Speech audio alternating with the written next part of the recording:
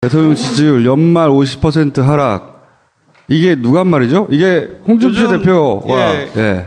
그러니까 추석 연휴 직전부터 이제 네. 추석 민심들을 이제 잡기 위해서 여러 가지 얘기가 나오고 추석 직후에도 뭐 최근에는 이제 바른정당의 주호영 그 대행이라든지 그리고 유승민 그 의원이라든지 많이 떨어질 것이다. 그런 얘기가 많이 나왔죠. 주로 그렇죠. 이제 보수 의원들 중심으로 많이 나오는데 그게 이제 추석 지나고 나서 뭐 이제 연말로 가게 되면 50%대로 이미 떨어져 있을 것이다라고 한 두 달 전부터 얘기했죠. 9월 3주차 이후에 4주차부터 조금씩 반등을 해서 4주차가 언제 하면은 우리 추석 연휴 시기 직전에 주에 살짝 반등을 했다가 요거 뭐냐면은 8, 9일 날 우리 막바지 쉴 때 우리가 조사를 했어요. 어떻게 변했는지. 했더니 거의 70%에 가까워졌어요. 다시 올라가 버렸네? 예. 그러니까 저희들 분석으로는 이제 북핵 이슈가 워낙 크게 컸는데 너무 오래 지속이 되었고 내부 이제 국내 이슈, 적폐청산을 중심으로 해서 돌아서는 과정 속에서 근데 민심이 많이 회복됐다. 그 5주간의 변화를 봐도 사실 10%가 안 돼요. 네, 그렇습니다. 73%에서 66% 됐다가 70% 정도 다시 된 거예요. 네. 그게 뭐 엄청나게 떨어지고 막 변동했을 것 같은데 별 변동이 없어요, 사실. 예, 뭐 소개 드리는 것도 좀 민망한데 미끄러졌는 게 65%입니다. 어쨌든. 근데 정말로 50%대로 하락할 것인지를 조금 보자는 거죠. 그 50%대로 하락을 하려면은 핵심 지지층이 완전히 붕괴는 아니어도 상당 부분이 이탈을 해야 되거든요. 근데 그걸 좀 보자는 거죠. 그 핵심 지지층은 두 개로 볼 수 있어요. 민주당 지지층하고 19대 대선에서 문 후보를 찍었던 사람들로 보는 거죠. 그 위에 거하고 밑에 거가 각각의 지지층에서의 긍정평가 비율입니다. 한번 보십시오. 쭉쭉 미끄러질 때 9월 3주차까지도 90% 선이 붕괴가 되지가 않았어요. 그래서 핵심 지지층이 흩어지지 않는다. 예, 그리고 또 전체적으로 봐도 이거는 뭐냐면은 왼쪽은 긍정평가고 오른쪽 바에 있는 좀 연한 거는 긍정평가와 부정평가의 격차를 내보인 겁니다. 쭉 보시면은 격차가 뒤집힌 거, 저 부정평가가 더 큰 계층이 딱 두 개밖에 없어요. 보수층하고 한국당밖에 없어요. 이거 같은 층이죠, 사실. 보통 이제 마진 자체가 20% 정도 이상이면은 상당히 격차가 많이 벌어진 거거든요. 그러니까 50%대 30%. 그러니까 유보층이 한 20%라고 치고 50%대 30%면은 그걸 극복하기가 상당히 힘들어요. 오래 걸려요. 그러니까 마진을 봐도 20%를 밑에 있는 것이 별로 없어요. 60대라든지 60대 이상만 긍정평가하고 부정평가의 격차가 16%.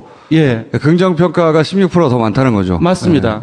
50%대로 떨어지려면은 적어도 영남권하고 5, 60대 중도층에서는 어느 정도 이게 마이너스로 가야지. 마이너스 정도까지는 아니어도 어느 정도 그 마진 자체가 20% 밑에 10%대 선까지는 가야지 50% 후반까지 떨어져요.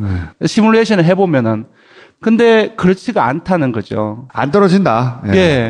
근데 저 보수층, 그 다음에 한국당 지지층들 사이에서 어쨌든 굉장히 격차가 크잖아요. 그렇죠. 근데 그러면은 그게 오히려 반대로서는, 그러니까 문재인 대통령의 지지율은 떨어지지 않지만 보수층은 뭉치고 있다. 약간 이렇게 해석될 수 그렇게 볼 수 있는 있는 거죠. 보수층이라기보다는 자유한국당 지지층이 예, 맞습니다.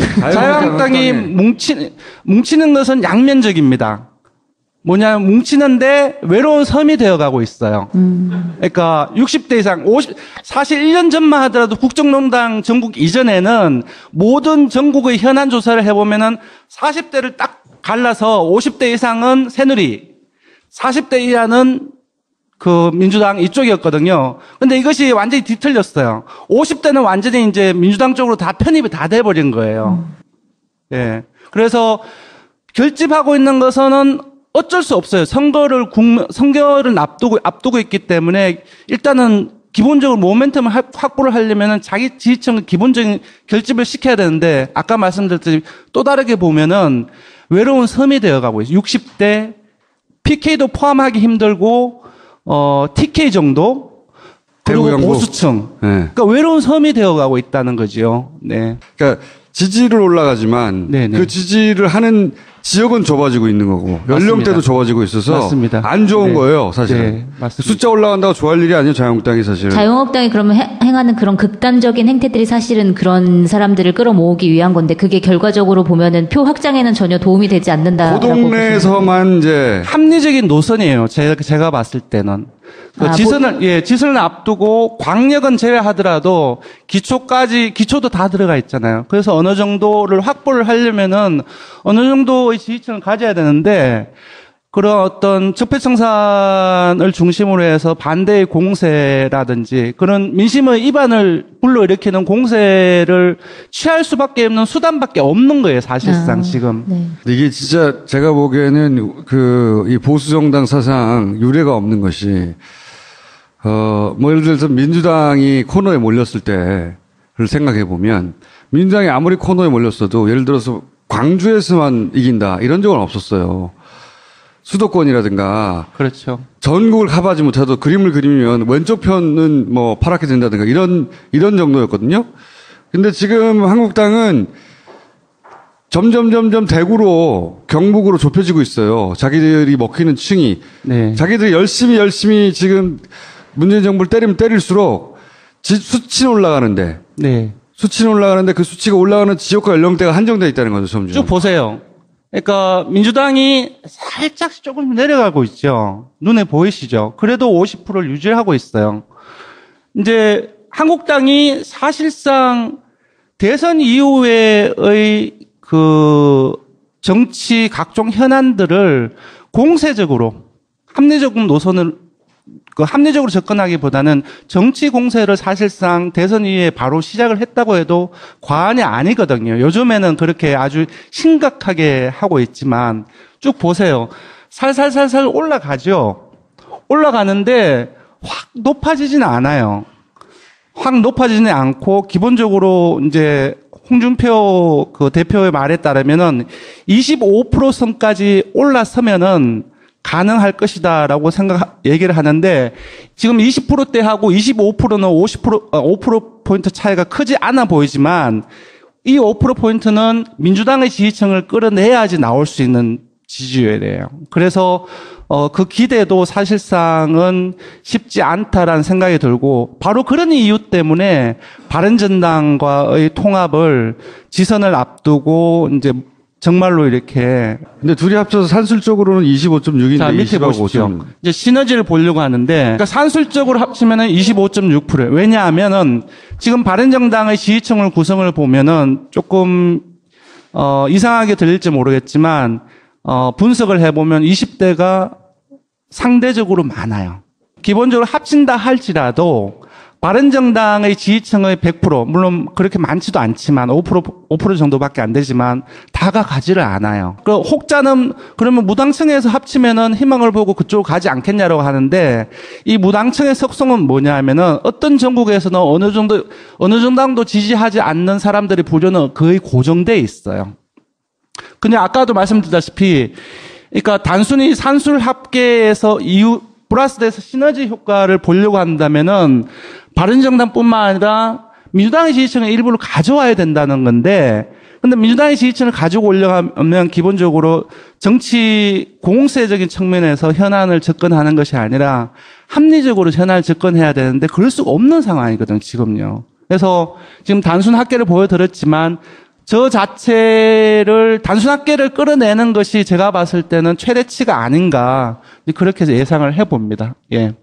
추석 지나고 나서 그 지선에 대한 얘기가 상당히 많이 얘기되고 있습니다. 그게 이제 더 많아질 텐데요. 각 지역별 정당 지지율과 19대 대선에서 문 후보, 홍 후보, 안 후보의 그 득표율이라든지 그리고 일부 지역에서는 아직 그 후보 구도가 확정되지 않았기 때문에 재선자들의 효과라든지 일부 이제 인물 효과까지 제가 고려를 해서 추정을 한 것인데요. 오른쪽 결과부터 먼저 보시죠.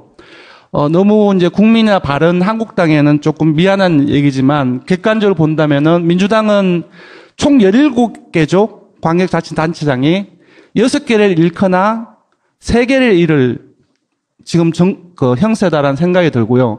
한국당은 많이 해서 5개 지역, 그리고 국민의 당은 박지원 의원이 전남 그 도지사 출마에 관심이 있다는 표명을 했지만, 전남 지역의 정당 지지율이라든지 그런 것들을 전반적으로 고려를 했을 때, 박지원 의원도 나온다 할지라도 전남 지역에서 좀 힘들다라는 판단을 하고 있습니다. 그래서 국민의당은 조금 힘들지 않겠냐. 바른정당은 제주도에서는 원희룡 도지사가 여러 가지 욕도 먹고 있고 도정 지지율 자체가 많이 높지는 않지만 그래도 세가 굳건한 편이거든요. 현직의 어떤 효과도 있고. 그래서 경합으로 본다고 하면은 0에서 1석. 그래서 전반적으로 저렇게 구도가 되지 않을까라는 생각이 들고요. 영남권이 핵심입니다. 대구 경북은 예. 현재 한국당이고 대구는 권영중 그 현직 지사가 또 출마할 것이라고 출마할 거라고 예상되는데 저희들이 매월 광역자치단체장 지지도를 발표를 하는데요. 최고 탑은 아닌데 중상위권은 계속 유지를 해왔어요. 그리고 최근에 오늘 발표된 영남일보하고 리얼미터 조사에 며칠 전에 조사를 한 건데 권영진 후보가 나온다고 한다면 이제 야권을 좀 압도하는 결과가 나왔고요. 그럼 영남권은 부산을 제외하고는 다 한국당 그렇습니다. 유리한 형국이네요, 지금. 예, 부산 같은 경우는 사실상 지금 이제 서병수 시장이 피프 아시죠? 부산 국제영화제 관련해서 다이빙벨 그 영화권도 있었고 그것들이 계속 발목을 잡았고 저희들 이제 매월 그 지지도 조사에서 거의 하위권에 머물렀습니다. 그리고 전반적인 정당 지지도라든지 현재 그 부산의 민심 그리고 19대 대선의 득표율 현황 그런 것들을 본다고 한다면은 영남권 중에서는 오히려 부산 같은 경우는 민주가 가져갈 가능성이 더 크다라는 생각이 들고요. 울산 같은 경우도 마진 자체가 19대 대선 득표율을 기준으로 하면은 문 후보가 상당히 큰데 지금 현직의 김기현 그 시장의 에 대한 평가가 좋은 편이에요. 그리고 사실상 야권에 있어서의 민주당이라든지 민주당 울산에 있기 때문에 그 진보층, 그 민주당을 제외한 진보 세력들도 있지 않습니까? 이제 그분들의 그 잠재적인 후보군들을 본다고 한다면 사실상 지명도 있는 사람들이 별로 없어요. 5개가 6개가 안 되면 홍준표 대표가 사퇴해야 되는데. 홍준표 대표가 예. 6석을 가져오고 있다고 그랬죠. 6개를. 제가 봤을 때는 최대가 5개이기 때문에 좀 힘들다고 보는 거죠. 그러니까 경북은 확실합니다. 제가 봤을 때는. 자유한국당에. 대구 경북은 확실한 것 같아요. 예. 예. 그 대구는 김부겸 후보가 나온다고 하더라도 그 수성구하고 다른 뭐 달서 이쪽의 보수적인 층을 다 합치면은 판도가 달라지거든요. 그래서 비록 김부겸 후보가 정말 이게 장관직을 던지고 나온다 할지라도 대구는 힘들다고 봐야 될 거거든요. 그래서 대구 경북은 확실하다. 경남도 매우 우세 정도는 아니지만 경남도 가져갈 가능성이 큰데 다만 부산은 이 빨간 색깔과 반대로 민주당이 가져갈 공산이 크고 울산은 조금 한국당에 손을 들어주지만 다른 지역에 비해 다른 영남권 다른 지역에 비해서는 좀 비슷해질 가능성이 있다라고 봅니다. 그러니까 강원 같은 경우는 전통적인 보수적인 지역이잖아요. 근데 최문순 지사가 있고 그리고 결정적으로 지선 직전에 평창 올림픽이 진행이 돼요. 그런 부분도 전반적으로 감안을 하면 강원도 전통적인 보수 지역이긴 하지만 새누리당 인물도 사실 이제 면면을 보면 없어요. 사실 지금. 김진태 나오지 않을까? 김진태? 그래서 영남권을 다 먹고 강원하고 충청 일부를 생각하고 계신 것 같은데 그래서 6석이라고 말씀하신 것 같은데 충청도 따져보면은 이제 지금 시간이 없으니까 따져보시기 힘든데 충청은 민주당에 석권할 가능성이 매우 높습니다. 그 정도 숫자의 규모를 가진 정당이 이렇게 한 지역에만 몰리는 경우는 이때까지 없었어요. 그러니까 이념적인 스펙트럼으로 보수 진보를 또 오면은 이렇게 선을 쫙쫙 놓으면 이쪽으로 계속 움직이고 있거든요. 근데 이제 그 지역이라든지 그 이념을 탈피를 해서 좀 넓히려면 이쪽으로 와야 되는데 지금 이쪽으로 오고 있지 않잖아요. 반대로 가고 있어요. 예, 반대로 가고 있어요. 그것이 또 현실의 지선을 앞두고 있는 지금 짧은 기간 동안에는 그것이 또 합리적인 판단이에요. 어쩔 수 없는. 합리적인 판단은 아니지만 어쩔 수 없는 판단이죠. 예, 그렇게 할 수밖에 예. 없는 거죠. 자기들도 모르지 않을 거라고 봐요. 하지만 이제 계속 찔러가면서 네. 글로 가는 거예요. 무척 기분이 좋아요. 그래서 그러니까 유승민 의원이 이제 홍준표 그 대표라든지 그 자유한국당을 얘기하면서 뜨거운 물에 서서히 뜨거운 물에 죽어가는 개구리 같다라고 얘기를 하는데 그 사실상 그런 느낌이 들어요. 보수 진영 네. 자체가 지금. 여기까지 하겠습니다. 감사합니다. 고맙습니다. 대통령 지지율 연말 50% 하락. 이게 누가 한 말이죠? 이게 홍준표 요즘, 대표와 예. 예. 그러니까 추석 연휴 직전부터 이제 네. 추석 민심들을 이제 잡기 위해서 여러 가지 얘기가 나오고 추석 직후에도 뭐 최근에는 이제 바른정당의 주호영 그 대행이라든지 그리고 유승민 그 의원이라든지 그 많이 떨어질 것이다. 그런 얘기가 많이 나왔죠. 주로 이제 그렇죠. 보수 의원들 중심으로 많이 나오는데 그게 이제 추석 지나고 나서 뭐 이제 연말로 가게 되면 예. 50%대로 이미 떨어져 있을 것이다라고 예. 한 2달 전부터 얘기했죠. 9월 3주차 이후에 4주차부터 조금씩 반등을 해서 4주차가 언제 하면은 우리 추석 연휴 시기 직전에 네. 후에 살짝 반등을 했다가 요거 뭐냐면은 8, 9일 날 우리 막바지 쉴 때 우리가 조사를 했어요. 어떻게 변했는지. 했더니 거의 70%에 가까워졌어요. 다시 올라가 버렸네. 예. 그러니까 저희들 분석으로는 이제 북핵 이슈가 워낙 크게 컸는데 너무 오래 지속이 되었고 내부 이제 국내 이슈 적폐청산을 중심으로 해서 돌아서는 과정 속에서 근데 이 민심이 그- 많이 회복됐다. 그 5주간의 변화를 봐도 사실 네. 10%가 안 돼요. 네, 그렇습니다. 73%에서 66% 됐다가 70% 정도 다시 된 거예요. 네. 그게 뭐 엄청나게 떨어지고 막 변동했을 것 같은데 별 변동이 없어요. 예, 사실. 뭐 소개 드리는 것도 좀 민망한데 미끄러졌는 게 65%입니다. 어쨌든. 근데 정말로 50%대로 하락할 것인지를 조금 보자는 거죠. 네. 그 50%대로 하락을 하려면은 핵심 지지층이 완전히 붕괴는 아니어도 상당 부분이 이탈을 해야 되거든요. 근데 그걸 좀 보자는 거죠. 그 핵심 지지층은 두 개로 볼 수 있어요. 민주당 지지층하고 19대 대선에서 문 후보를 찍었던 사람들로 보는 거죠. 그 위에 거하고 밑에 거가 각각의 지지층에서의 긍정평가 비율입니다. 한번 보십시오. 쭉쭉 미끄러질 때 9월 3주차까지도 90% 선이 붕괴가 되지가 않았어요. 그래서 핵심 지지층이 흩어지지 않는다. 예, 그리고 네. 또 전체적으로 봐도 이거는 뭐냐면은 왼쪽은 긍정평가고 오른쪽 바에 있는 좀 연한 거는 긍정평가와 부정평가의 격차를 내보인 겁니다. 쭉 보시면은 격차가 뒤집힌 거, 저 부정평가가 더 큰 계층이 딱 두 개밖에 없어요. 보수층하고 한국당밖에 없어요. 요 같은 층이죠, 사실. 보통 이제 마진 자체가 20% 정도 이상이면은 상당히 격차가 많이 벌어진 거거든요. 그러니까 50%대 30%. 그러니까 유보층이 한 20%라고 치고 50%대 30%면은 그걸 극복하기가 상당히 힘들어요. 오래 걸려요. 그러니까 마진을 봐도 20%를 밑에 있는 것이 별로 없어요. 전국을 커버하지 못해도 그림을 그리면 왼쪽 편은 뭐 파랗게 된다든가 이런 정도였거든요. 근데 지금 한국당은 점점 대구로 경북으로 좁혀지고 있어요. 자기들이 먹히는 층이. 네. 자기들이 열심히 지금 문재인 정부를 때리면 때릴수록 수치는 올라가는데. 네. 수치는 올라가는데 그 수치가 올라가는 지역과 연령대가 한정되어 있다는 거죠, 점점. 쭉 보세요.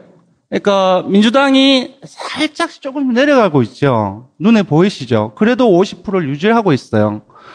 이제 한국당이 사실상 대선 이후에의 그 정치 각종 현안들을 공세적으로 합리적인 노선을 합리적으로 접근하기보다는 정치 공세를 사실상 대선 이후에 바로 시작을 했다고 해도 과언이 아니거든요. 요즘에는 그렇게 아주 심각하게 하고 있지만 쭉 보세요. 살살살살 올라가죠. 올라가는데 확 높아지지는 않아요. 확 높아지지는 않고 기본적으로 이제 홍준표 그 대표의 말에 따르면은 25% 선까지 올라서면은 가능할 것이다라고 얘기를 하는데 지금 20%대하고 25%는 5%포인트 차이가 크지 않아 보이지만 이 5%포인트는 민주당의 지지층을 끌어내야지 나올 수 있는 지지율이에요. 그래서 그 기대도 예. 60대라든지 60대 이상만 예. 긍정평가하고 부정평가의 격차가 16%. 예. 긍정평가가 16%가 더 많다는 거죠. 맞습니다. 예. 예. 50%대로 떨어지려면은 적어도 영남권하고 5, 60대 중도층에서는 어느 정도 이게 마이너스로 가야지. 예, 이게. 마이너스 정도까지는 아니어도 어느 정도 그 마진 자체가 20% 밑에 10%대 선까지는 가야지 50% 후반까지 떨어져요. 시뮬레이션을 해보면은. 근데 그렇지가 않다는 거죠. 안 떨어진다. 예. 예. 근데 저 보수층, 그 다음에 한국당 지지층들 사이에서 어쨌든 굉장히 격차가 크잖아요. 그렇죠. 근데 그러면은 그게 오히려 반대로서는, 그러니까 문재인 대통령의 지지율은 떨어지지 않지만 보수층은 뭉치고 있다. 약간 이렇게 해석될 그렇게 수 볼 수 있는 있는 거죠. 보수층이라기보다는 자유한국당 당 지지층이고. 지지층. 예, 맞습니다. 자유한국당이 뭉치는 것은 양면적입니다. 뭐냐면 뭉치는데 외로운 섬이 되어가고 있어요. 그러니까 60대 이상, 사실 1년 전만 하더라도 국정농단 전국 이전에는 모든 전국의 현안 조사를 해보면은 40대를 딱 갈라서 50대 이상은 새누리, 40대 이하는 그 민주당 이쪽이었거든요. 근데 이것이 완전히 뒤틀렸어요. 50대는 완전히 이제 민주당 쪽으로 다 편입이 다 돼버린 거예요.